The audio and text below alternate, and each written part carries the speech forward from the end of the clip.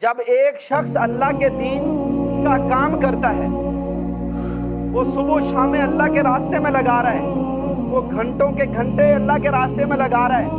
وہ دنوں کے دن اللہ کے راستے میں لگا رہا ہے، وہ ہفتے اللہ کے راستوں میں لگا رہا ہے، وہ مہینے اللہ کے راستوں میں لگا رہا ہے، وہ سالوں کے سال اللہ کے راستے میں لگا دیتا ہے۔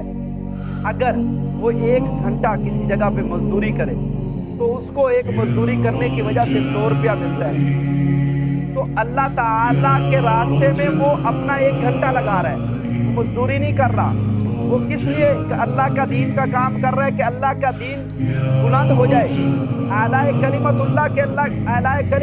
کے لیے اللہ کا دین کا کام کر رہا ہے۔ تو یہ اللہ تعالیٰ اس کے اس وقت کو اللہ تعالیٰ نے قرضے سے تعبیر کیا ہے کہ میرے ذمے اس کا قرض ہے،